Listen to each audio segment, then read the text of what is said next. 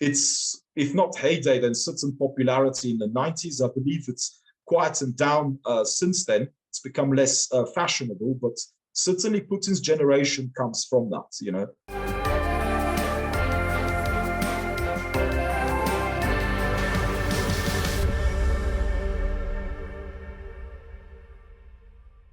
As the war between Russia and Ukraine intensifies, how do we understand the historical context and the present drivers of this conflict?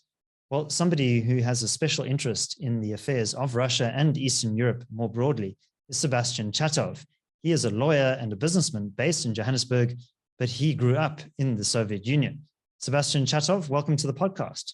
It's a pleasure and a privilege. So, Sebastian, you and I have known each other for quite a few years now, and I've always been fascinated by your stories of growing up in the Soviet Union and also in Bulgaria. Could you tell us a little bit about your life story, how it is that you came to South Africa as well? Well, I was born in Bulgaria. It was in those days on the wrong side of the Iron Curtain. Depending on how far you want to go, on my father's side, certainly, we were also on the wrong side of class warfare.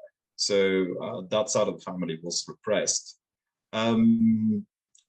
To rewind further into or rather to fast forward into the 80s, my folks were expats in what was then the Soviet Union. They worked for a Bulgarian company that had big infrastructural projects there, and we lived in two different cities.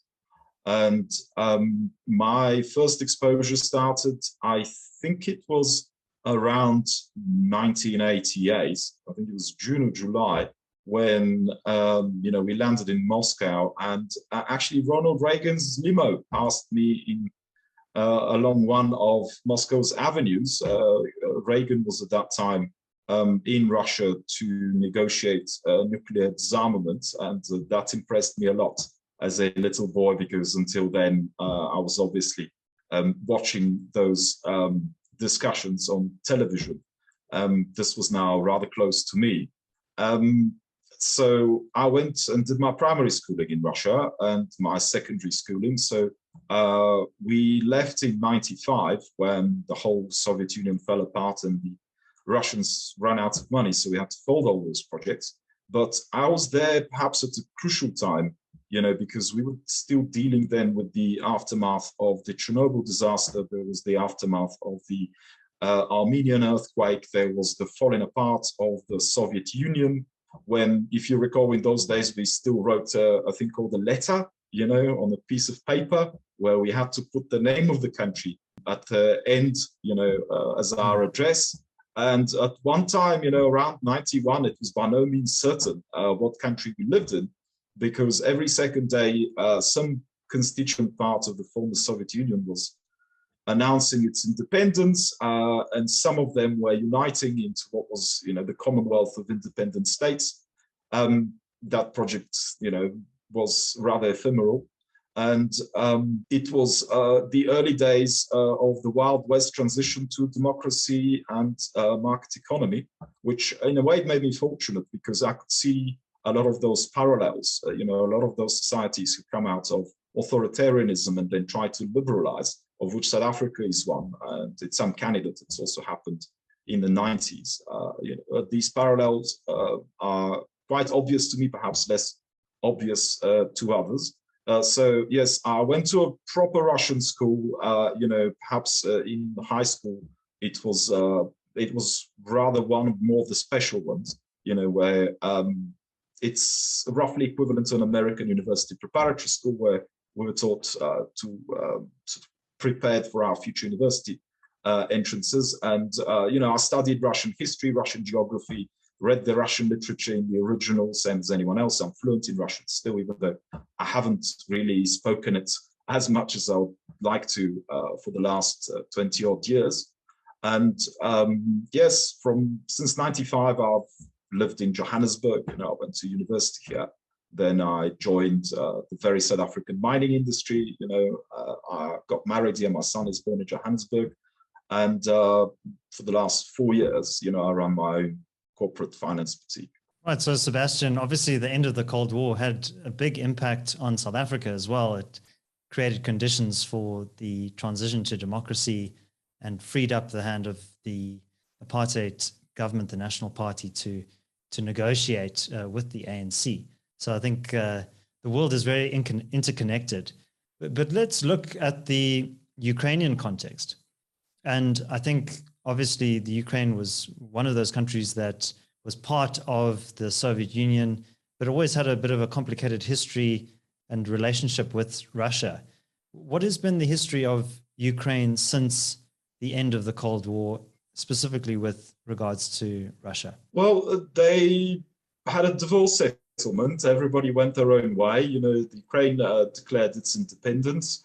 Gorbachev declared the Soviet Union dead. And from then, there have been some processes which were broadly similar in both countries, in that the transition to democracy and to a market economy was a very painful one, and it left a lot of very deep scars. And the 90s in both jurisdictions were a time of great uncertainty, great criminality. South Africa can relate perhaps to the rise of crime that came with a new constitutional dispensation. And there was never really a certain sense of we are going towards something. There were these stated goals which were very noble about democracy and free markets, but no one really knew what to do with them, chiefly because much as in South Africa, when huge chunks of the population were unfree for many decades, it's not so easy to then on that basis to build a sort of free and prosperous democratic society.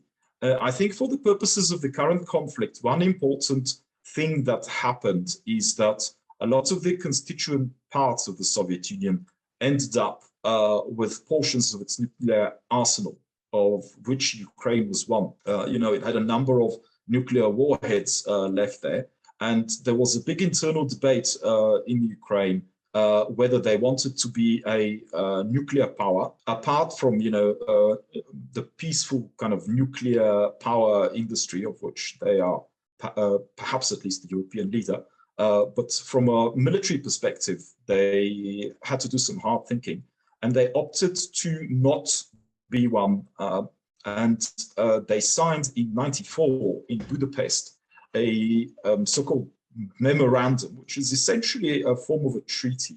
In terms of that, the Ukraine and a few other countries handed over their nuclear arsenal to Russia as the successor state of the Soviet Union in exchange for recognition of their sovereignty, of their independence, of their territorial integrity, against certain guarantees that Russia will not invade or interfere with their politics internally. And it was also co-signed by the US and the UK as the international guarantors of that. Since then, we've seen repeated breaches of it, but I think we will get to that later on.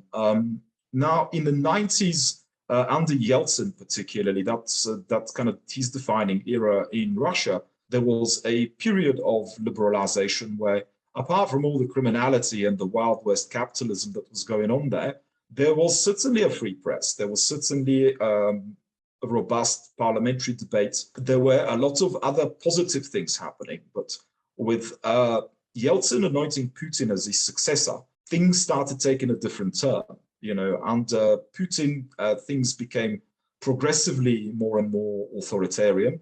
And Russia decided to kind of revise its USSR heritage, perhaps with a heady mixture of nuclear-armed Eastern Orthodoxy and some good old-fashioned, Russian imperial thinking, which got discovered in the writings of the white immigrants, after the Civil War in the 20s, which then became available in the 90s. Russia essentially attempted, and rather successfully, a few things to restore in some way its imperial grandeur. I think the difference between the Russians, for example, and the Brits when it comes to their imperial heritage is quite different. The Brits seems to have largely gotten over their imperial heritage and have accepted the comfortable position as a kind of regional power, perhaps one of the great powers, perhaps wielding some influence through its commonwealth, but certainly nothing like, covering a quarter of the earth and seeking to paint the map pink. The Russians have not accepted so easily their loss of imperial status. And when Chechnya in '93, found itself in a very similar position to the Ukraine now, they had declared their own independence. They had their own constitution, which the Russians had recognized. Yet under Yeltsin, it was decided that no, we can't have breakaway regions. Also, listening to his generals, he thought he can conquer Grozny in 2 days. And ultimately the war was only really settled in '99 after the assassination of, I think, 3 or 4 democratically elected Chechen presidents, and the settlement only really came through a type of autonomy being given to the current Chechen leader and his ilk against big transfer payments from Moscow to keep the situation under some sort of a lid. It's a thriving sort of hotbed of criminality. Russia didn't give up on its imperial pursuits. I mean, if you can remember, in 2008, after the Olympics, it invaded Georgia. In 2014, after the Olympics again, it invaded the Crimea. Now, after the 2022 Olympics, it's invaded the rest of the Ukraine. It has had a number of other lesser conflicts which have left also terrible scars. But perhaps going into them would warrant its own separate conversation. In the meantime, in the Ukraine, there was a kind of more nuanced process, I suppose, of finding out what their national identity is all about and electing, in essence, to go for EU and NATO integration, to the point where in 2004, there were a big series of protests when their then president decided that he wanted to cancel or get out of the association agreement with the EU. That led to a wave of protests.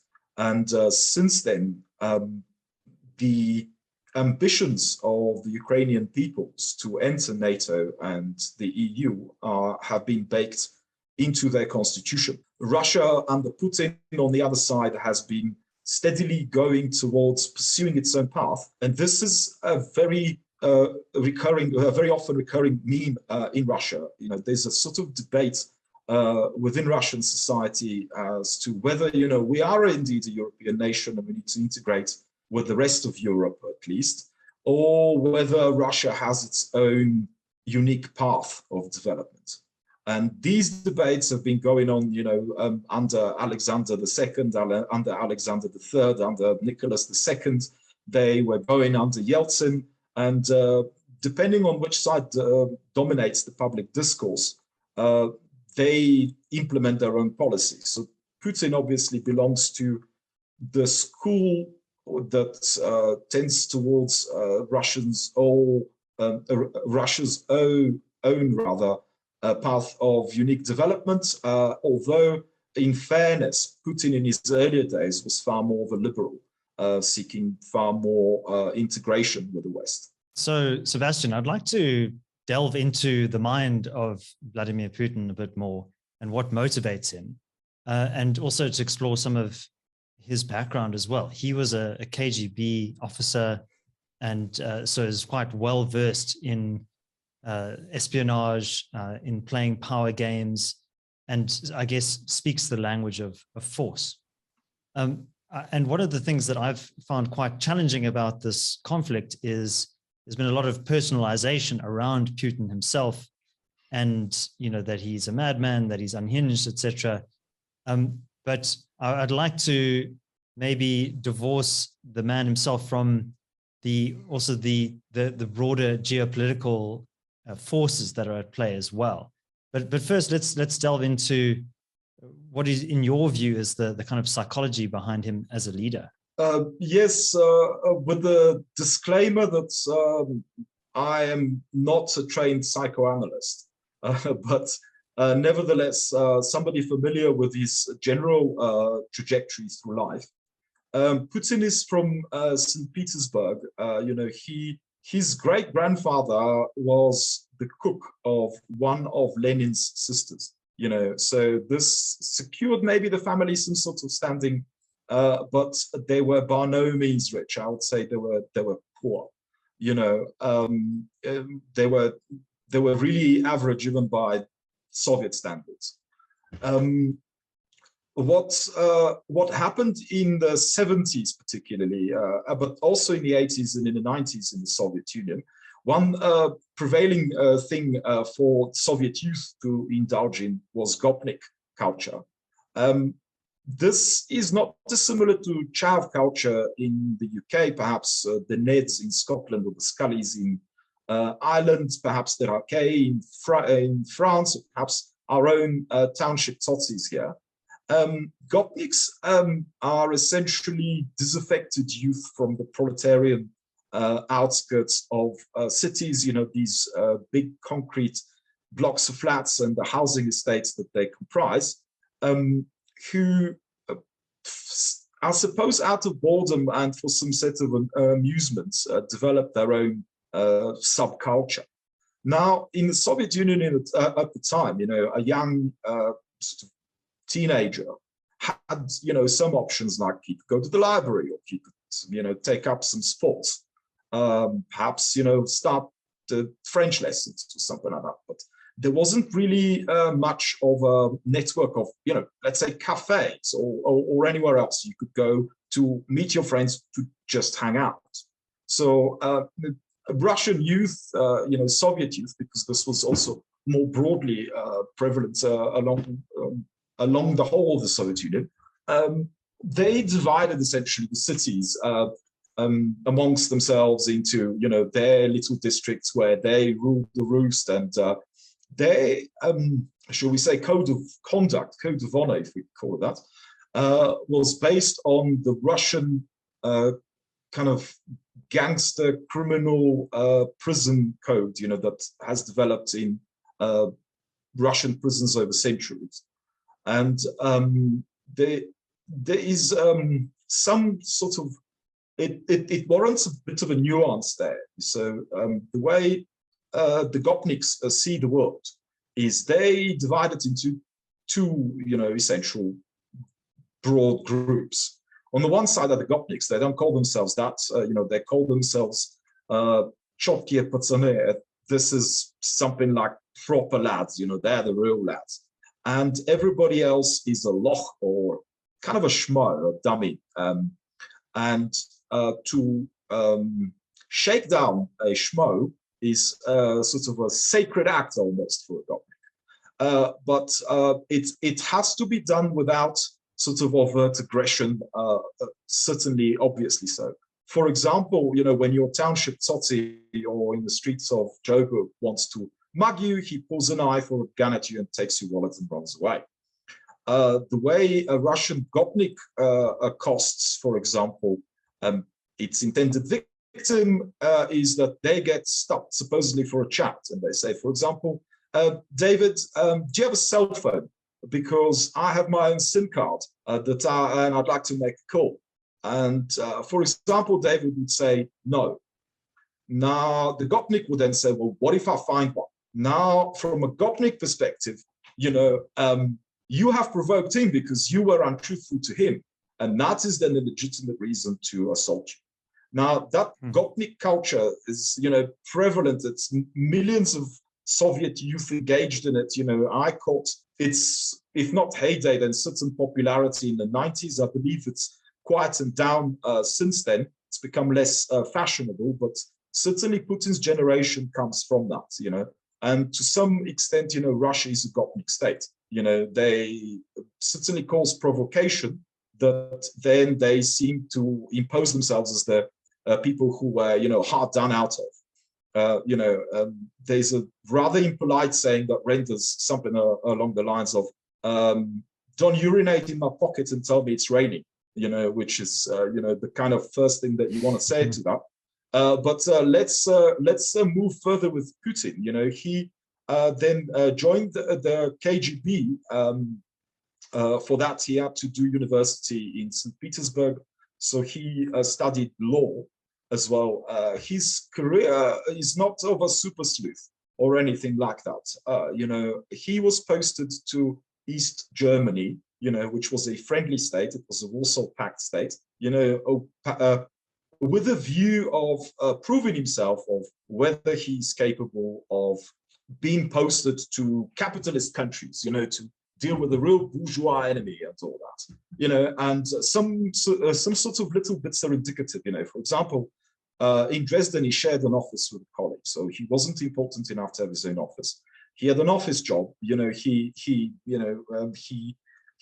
rummaged through the archives, gathered all sorts of information, but he wasn't a type of, Russian James Bond in any sense. However, the KGB schooling is quite destructive in its own way, because a KGB officer does not see the world, through perhaps the prism that you and I sit, and they have a very specific mindset. And to them, they see the world in terms of special operations and active measures and some sort of standoff between, powerful enemies and those sorts of conflicts. And they are well prepared for that sort of world, but they are not necessarily prepared in seeing the world in terms of organic processes, for example, that happen.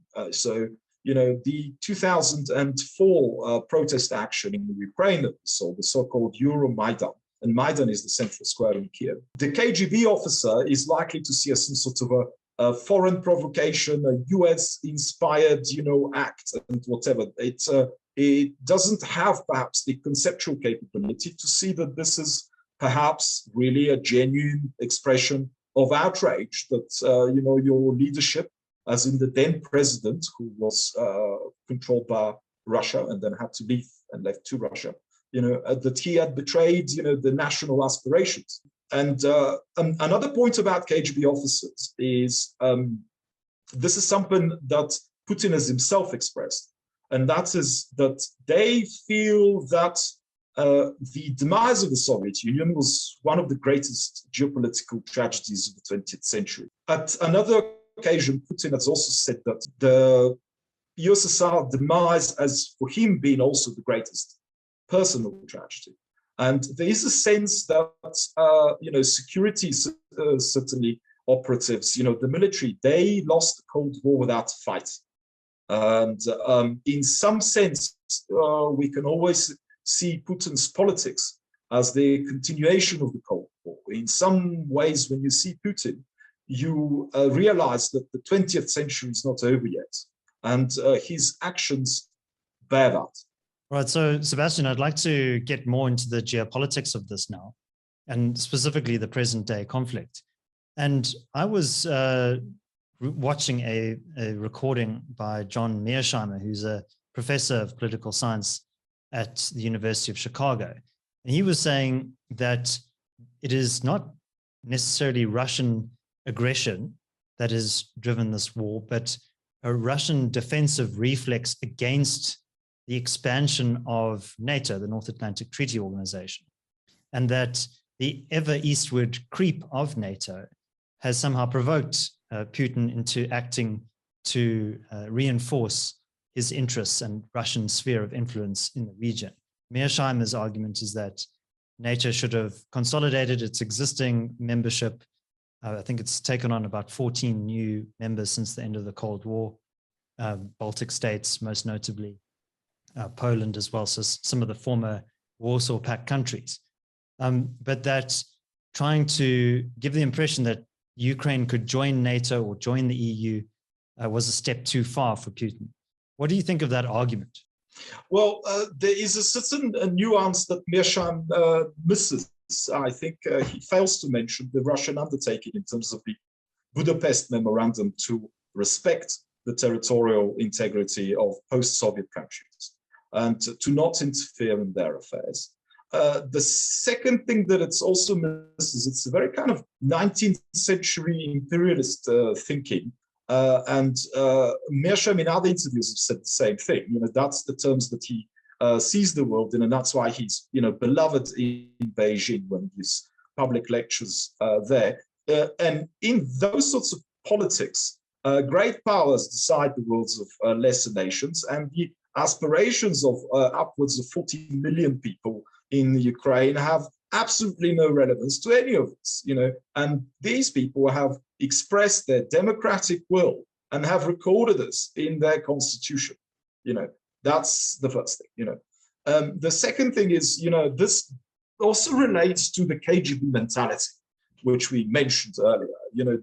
They cannot conceptually comprehend that NATO is a defensive alliance, that it will not wage aggressive war, particularly not against a nuclear power.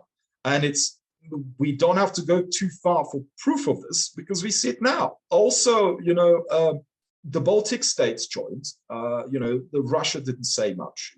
Practically most of the old Warsaw Pact joined. My own Bulgaria joined in 2004, but the latest member is now North Macedonia, and with its Albania. These are critical countries in a critical region. What is he going to bomb them? We could say that okay, they are quite far. But now the Swedes and the Finns have also said that they want to join. What is he going to bomb them? Let's park that aside for now. There's one important bit as well that is relevant to the NATO and Russia relationship. There's a Russian claim that sometime at the end of the Cold War, NATO has given some sort of an undertaking or an assurance that it will not be expanding eastwards. And the Russians are using that as some sort of a pretext then to always have measures against NATO expansions. In fact, we do not have such a document. The Russians have not yet produced such international treaty that states that. Gorbachev, who was president at the time, in subsequent interviews, many years later, has not been consistent really on what agreement was or was not reached. So we don't really know. All we know is that there is no treaty that puts that as part of international law. Right. So in many ways, Mearsheimer is part of the realist school of international relations, which sees the world kind of like a billiard table, and each of the billiard balls are nation states knocking against each other and influencing each other. But I was also reading The Clash of Civilisations by Samuel Huntington, and he directly actually mentions Mearsheimer in one of the chapters, and he discusses the situation in Ukraine. The book was written in 1996, so well before some of these conflicts. But he says, this is Huntington, while a statist approach highlights the possibility of a Russian-Ukrainian war, a civilizational approach minimizes that and instead highlights the possibility of Ukraine splitting in half, a separation which cultural factors would lead one to predict might be more violent than that of Czechoslovakia, but far less bloody than that of Yugoslavia. And so he kind of sees this cultural or civilizational fault line between Eastern Orthodoxy, which you've mentioned on the show already, and also uniate Western Ukraine. What do you make of those kind of civilizational arguments by Huntington? I don't find him compelling, and I do so for the following reasons. I think his analysis tends to focus too much on intra-Western differences, and perhaps the divide, between First Orthodoxy and Catholicism, the Great Schism of 1054. But, this goes back to Greco-Roman days, when the Romans conquered the Greeks politically. But the Greeks essentially were won over culturally and philosophically, in terms of that they passed their culture on to Rome, which Rome incorporated along with its pantheon, and further expanded on. This tension is within the West, which is a product of its Greco-Roman heritage, the Judeo-Christian heritage, the Enlightenment heritage, But if we were to split hairs, as to who fits into what camp, you will find that there's no real neatness. In the West, there are countries like Germany, for example, that has a great, Catholic population, yet also a great Protestant population. It's not compelling. My division would be far less surgical or attempted purportedly surgical than Huntington. I would divide, the West is Europe and the countries which Europe in its time colonized and which since then people of European descent comprise the majority of the population of. The East is this kind of nebulous notion. But we also need to distinguish between Far East, which is very different to the Middle East, and the Indian subcontinent is perhaps in its own right. I don't consider Huntington compelling, although he does make an interesting point, which I would like to see more from the context of empires, and that is correctly, certain chunks of modern-day Ukraine were part of the Austro-Hungarian Empire, which had a different constitutional basis. It had a different relationship with its minorities and its constituent parts. It had perhaps a different religion, even to some extent, although Orthodox Christian comprised certainly a very good chunk of it. I don't think at the moment this argument would also fly, because up until the war, Ukraine was rather disunited. There were many different sorts of political parties, political views, a very lively parliament, shall we say, and a good sense of having a go at each other. I think the war changed that. What we are seeing now is a great sense of consolidation of the Ukrainian nation. This goes beyond ethnic differences. The east of Ukraine is obviously heavily Russian populated in many places, like in Kharkov, which is now getting bombed. It's actually one of the great Russian cities outside of Russia, as one of the oldest universities that was established way back in the days of the Russian Empire. Yet those people who actually live there now are certainly against this aggression. So I don't see how, other than by force, and by forceful occupation, the eastern parts of Ukraine could be integrated into Russia. And for that to happen, Moscow has to garrison a huge number of troops there just to be able to hold that region. And that will cost them an enormous amount of money, which at the moment they don't have.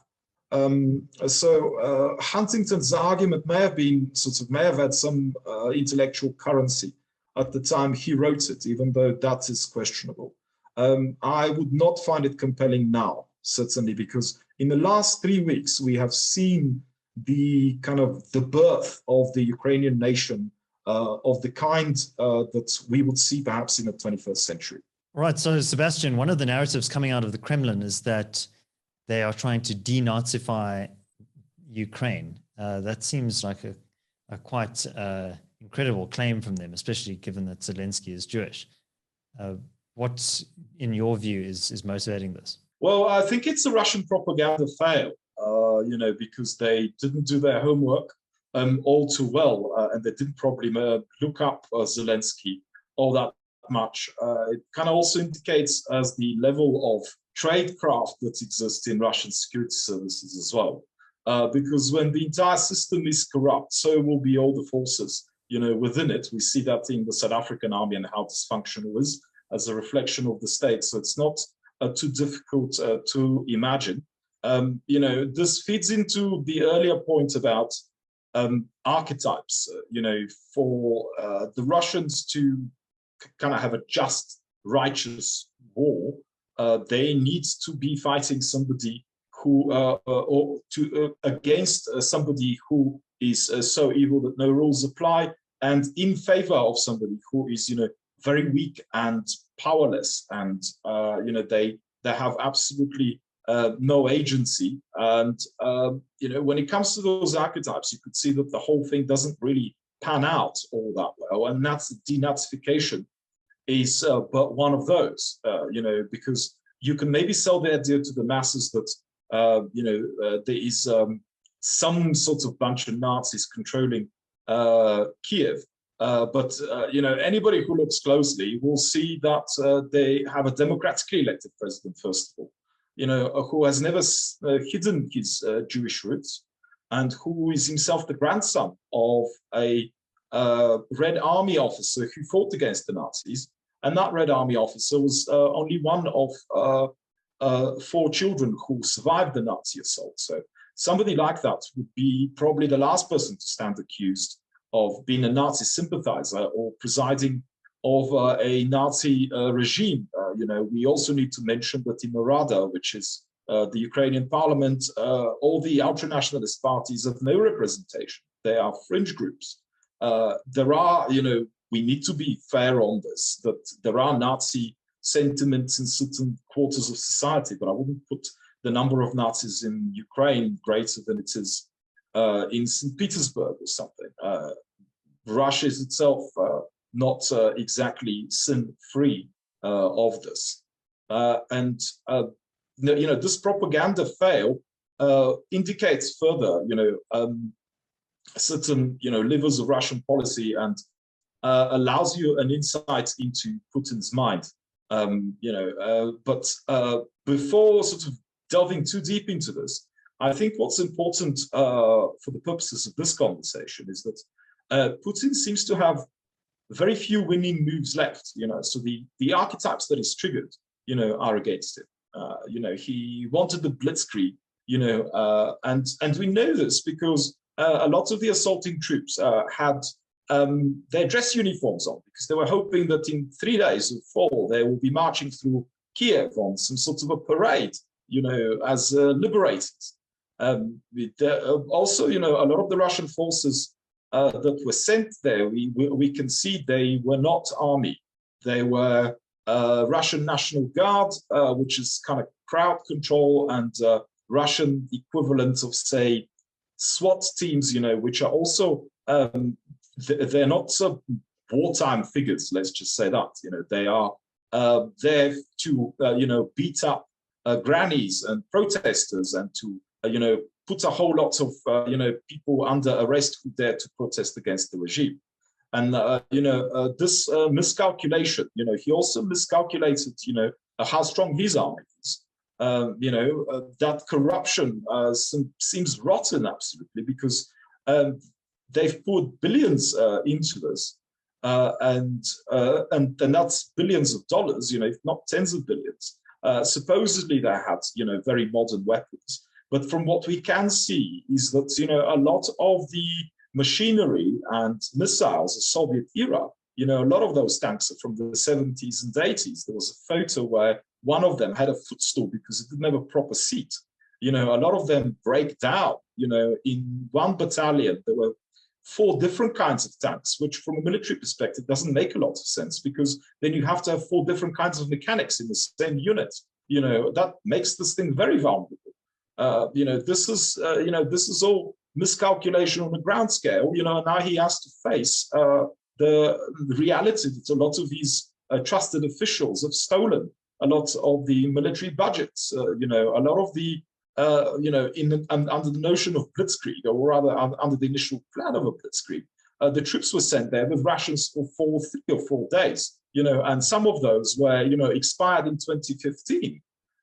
So, the ground scale theft and embezzlement out of the Russian fiscus is absolutely prodigious, which explains, how all these yachts and all these country houses in England, or villas in Monaco, or villas on a Lake Como, where that money comes from. So, Sebastian, what about Putin's calculations himself? What is going through Putin's mind at the moment? Well, it's really hard to tell, because he has obviously been misled by the information that he was being fed, which was in some sense deliberate. It was tailored to his ears to not displease the emperor. He's in a great surprise, because he thought he had a big fat cushion of up to sort of 700 billion US to weather the storm. A lot of those assets are now frozen. around the world. All his oligarch and all his the oligarchs are actually just one of the pillars that support him. The securocrats and under them, they're perhaps more important. A lot of their assets are also seized. The sanctions are absolutely enormous, and they are being felt right now. He's facing a pariah status practically everywhere. I mean, he's keeping company with Venezuela and sadly South Africa, which abstained in the UN General Assembly from condemning the Russian invasion. So he doesn't really have a lot of winning moves. Now, we might end sort of somewhere in the realm of speculation as to what's also going in his mind, but there seems to be seemingly credible sources, and a significant number of them over recent times have come up that, in the Kremlin, there is something of an obsession with the occult and with mysticism. So we actually don't know, what's going on. He also has been isolated for COVID for over 2 years. So you can kind of imagine, why. And also, his KGB officer training makes him aware about, the mysterious circumstances in which, Stalin, one of his predecessors, died, sitting in a pool of his own urine with great sort of questions as to whether his security chief, Beria at the time, was involved in the death. So perhaps it's not insignificant that we see Putin talk, let's say, with Macron over a 20-meter-long table. Supposedly that's to protect him from COVID. But he does the same thing with his Minister of Defense, Shoigu, and his foreign minister, if you have seen more recent photos. So to sum it all up, we have a man who is in an information vacuum. He's in a bubble. He is in an echo chamber, and who is unlikely to be making, these rational strategic decisions that people have him, make. In a lot of people's mind, he's this brilliant strategist and tactician, but people don't follow the news very closely. And this did not get a lot of coverage in the Anglosphere press, but just in January, he thought he'd pull off a similar gig in Kazakhstan. Now, what had happened there is that their dictator sort of was exiting, and he was handing over power, and there were two rival clans that were, fighting for power amongst themselves, off the back of popular discontent caused by food and fuel price inflation. Now, Putin thought that he could do both of those clans and come out a winner, for himself. So he sent some troops there, also to obviously liberate the Kazakhs, from terrorists or perhaps extremists or something else. And he only really withdrew because Comrade Xi from China phoned him and just reminded him that Putin and his troops are sitting on Comrade Xi's portion of the Silk Road, which they have spent, many tens of billions of investing in. So Putin withdrew, that would have been a fairly obvious thing to foresee for anybody who would have seen strategy, that the Chinese would protect their investment. Again, this is a man who finds himself in a very unfavorable position. Perhaps all the odds are against him. I cannot see him having any winning moves. And this could, in some ways, maybe explain the fury and the rage with which Russian troops are now shelling, civilian targets in Ukrainian cities. I mean, Mariupol was being flattened. I mean, just now the news I saw was that in the local drama theater, some people were hiding. There was a lot of mothers and children because a lot of the men have been conscripted. And that thing got hit by some kind of a rocket that seems to be banned.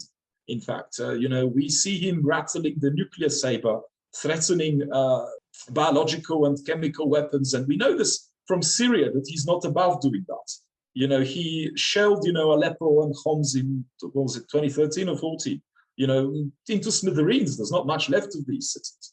This could explain, that, the war is not turning out his way. He doesn't have winning moves. So perhaps he wants to cause as much devastation as he can possibly get away with.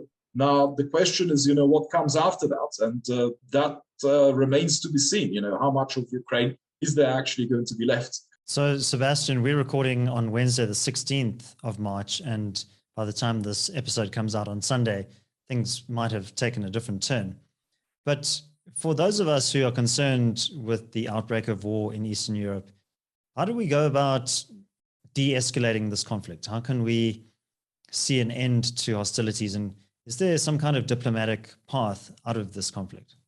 Well, look, this diplomacy to me is going to be one of the channels that might achieve peace. I mentioned to you earlier Russian Gopnik culture, and Russia in some way being a Gopnik state. And Gopniks understand only one thing and one thing only, and that's a superior force. So Putin will have to sustain some sort of military losses, and that is again the bind that he finds himself in, because he also needs to report something. Something decent, that maybe his military have captured at least one major city, because he hasn't captured any of the provincial capitals, cities of over 1 million each. But let's assume that his propaganda machine is capable of doing that, because the internet has now been largely blocked, social media are largely ineffective, independent media have largely been banned or expelled.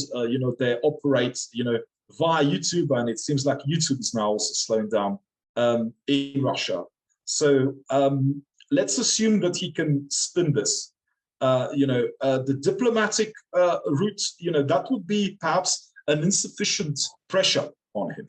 There are, apart from military victory on the part of the Ukrainians, one thing that could, shake the throne, so to say, is popular discontent within Russia, because news is nevertheless reaching that this is not a special military operation that it was proclaimed to be.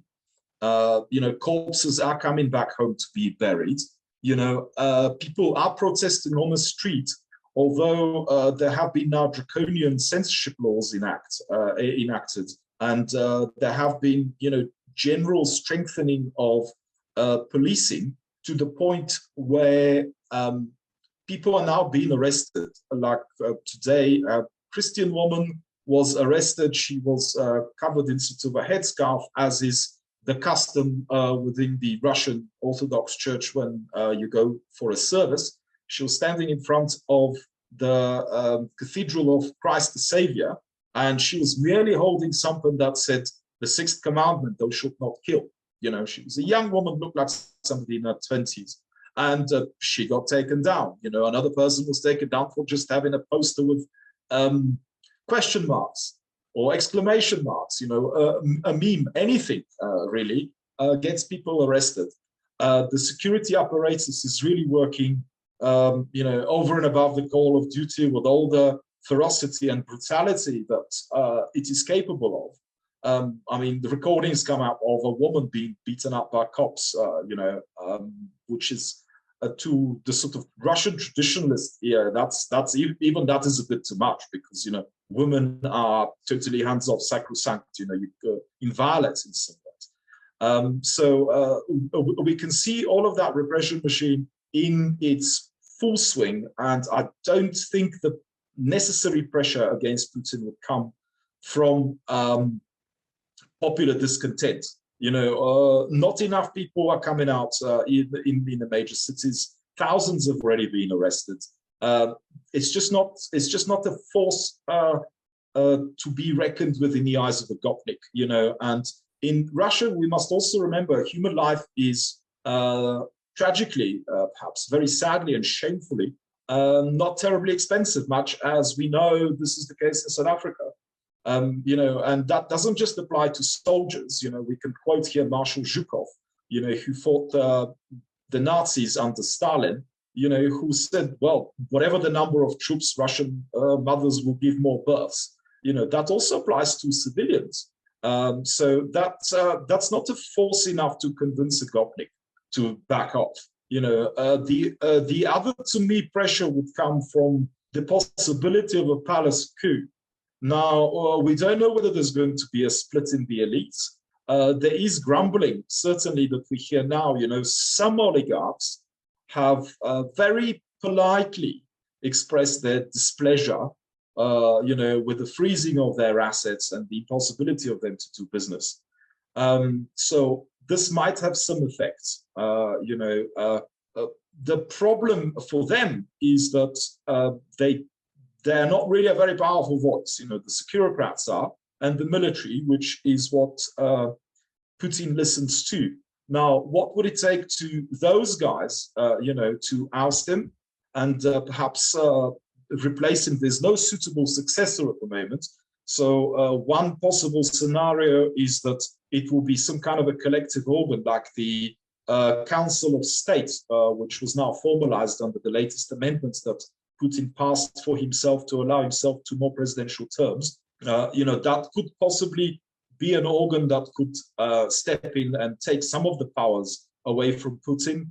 It's very hard to say what the likelihood of that is, precisely again because we don't have a lot of terribly accurate information about what is happening in these uppermost echelons of the Russian elite, who are the real decision makers and the parties responsible for the current bloodbath.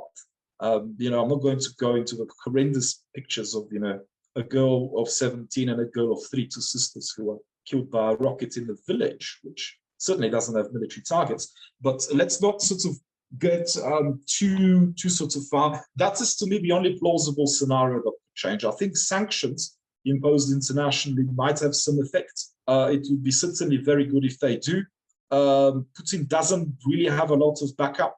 Russia would probably turn east and try to trade more, perhaps if not with China, which would try to swallow Russia up as its junior partner, and get all its resources at a discount, much as it is getting them now from Iran.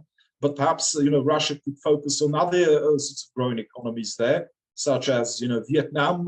Perhaps with India, there's traditionally been a warm relationship. This sort of transition would not happen very easily. Again, we see food price inflation already.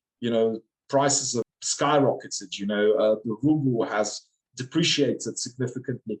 But I don't think the repression and the propaganda machine would find that something too difficult to deal with. The diplomatic pressure, again, it depends. The conflict, I can't remember if it was Georgia or Armenia, but, the Americans sent a big sort of aircraft carrier there, and the Russian invasion there ended in 5 days. So, it has to be something of that order of magnitude, to my mind, that could sway opinion in the Kremlin to wind down this war. Initially, we could see when the negotiations started, they're now in their 4th round. The first 3 rounds, we could say, were not really negotiations. There were some sort of consultations. The Russians still kept their demands of the denazification, which is essentially the replacement of the Zelensky government with a Moscow-appointed puppet regime. That's how we need to understand what that means. And demilitarization is just the destruction of Ukraine's military. Yes, not too many sort of points on that were dropped in the first 3 sessions, certainly. Essentially, the Russians would regard nothing as victory but full, complete capitulation, which the Ukrainians are not willing to grant. Now, we need to see what will be on the trading table that would allow Putin at least to save some face. The Ukrainians, they want to give up the occupied regions in the Donbass and in the Crimea, to which we now have to add, the whole strip along the Sea of Azov, which the Russian army seems to control huge chunks of. Perhaps, there will be some kind of a settlement on the basis of freezing that conflict. I think Putin will find that acceptable because it will be a sore wound, which he will still be able to poke Ukraine with.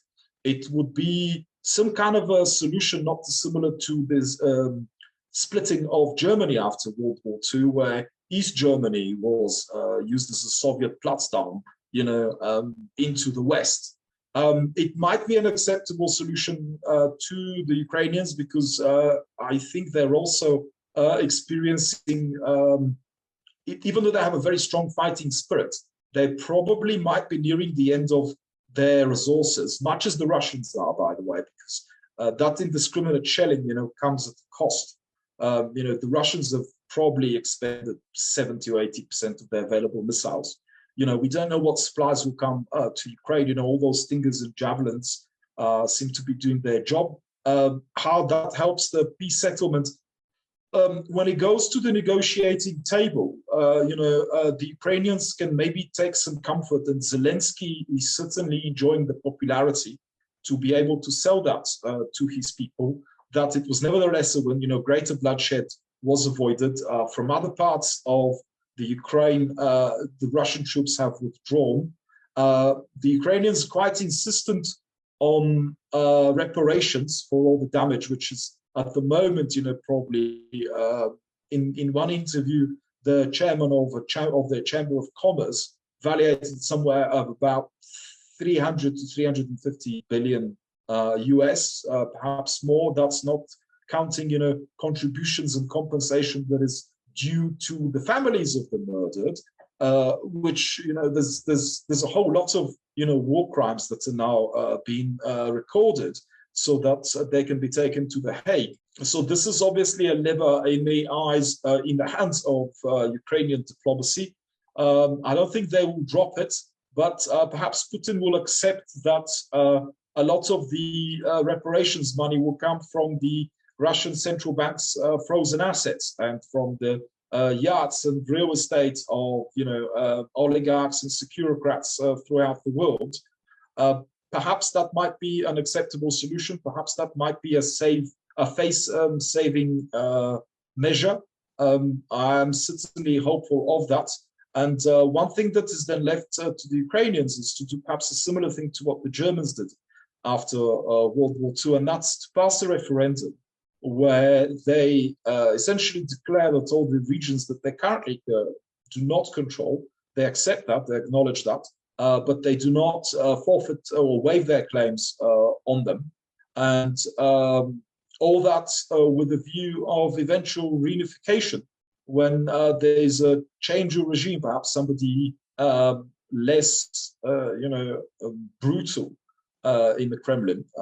Hopefully those times would come for Russia as well. And, hopefully the peace would secure for Ukraine a decent future. I do see something along the lines of the Marshall Plan that would help rebuild the Ukrainian economy. But to me, what is also exciting about that country is that I have a feeling that they would bring about some kind of interesting cultural stroke civilizational offering, which would be broadly European and Western, but it would not suffer from these maladies of extremes in the left and the right, precisely because the Ukrainians have been through both those pains already, and they are deeply etched into the national subconscious. Well, Sebastian, I wanted to thank you very much for sharing your knowledge of history and of the current situation with us. And I think it is an extremely complex conflict, but I certainly hope that Ukraine can find peace and that Russia can find democracy and more freedom, and that one day in the future we look back on this conversation and the two countries have much better, more peaceful relations. But I fear and suspect that that day is very far away. But thank you very much for sharing your perspectives with us. No to war and glory to Ukraine. If you enjoyed this conversation and you're watching on YouTube, please do give this video a like and subscribe to the channel. Also, leave your thoughts down below in the comments section. If you're listening on your preferred podcast platform, please do leave a 5-star review there and share it with your friends or family. That really helps the show to grow. My name is David Ansara. Until next week, take care.